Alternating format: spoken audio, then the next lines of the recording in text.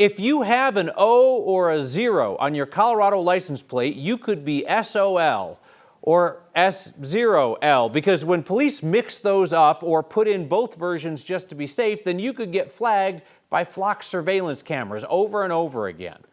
Our Spencer Soisher explains how even grandmas are now getting caught up in Colorado's massive surveillance system.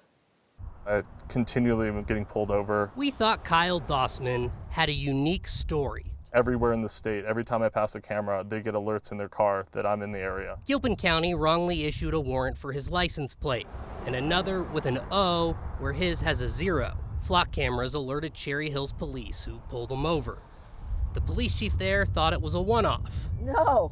76-year-old Grandma Sarah Judson saw Kyle's story and knows it wasn't. Me too. Happened to me too. Sarah passed these flock cameras on McCaslin Boulevard on the way to see her grandkids in Superior when she got pulled over. I stuck my head out of the window and went, hello. And so I think about that time he realized I wasn't the ringleader of some stolen plate deal. She says a Boulder County deputy stopped her a second time, told her she was driving a car with stolen plates out of Colorado Springs, and they too were alerted by flock cams. They were looking for my car.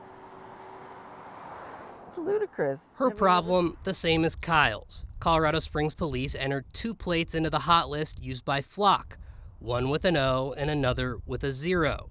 And both Kyle and Sarah couldn't figure out how to get off of the hot list. I was like, holy smokes, this is my story. Katie Rothman saw Kyle's story too. The Jeffco Sheriff's Office stopped her after a Flock cam alert for stolen plates. Turns out Aurora PD meant to enter a plate with an I and put in Katie's plate with a 1 instead. We have a lot of data that shows that police interactions, depending on the person and their identity, can go very different ways. The ACLU says there's real concern that without better guardrails, interactions like Kyle's, Sarah's, and Katie's may not always end this way. We know that in a different situation, on a different day, in a different jurisdiction, it could turn into much more than just an inconvenience.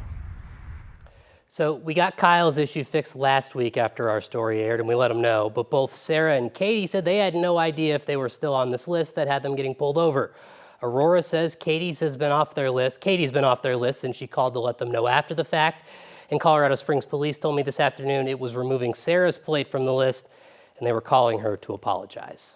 I feel like the most efficient way to fix this statewide, Spencer, is for you to just make this your job and continue to correct it on a one-off basis.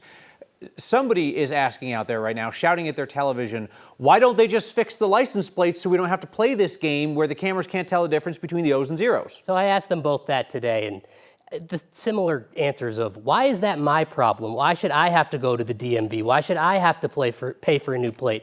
Also, how easy is it going to be if maybe there's a warrant attached to my plate? It's been reported stolen.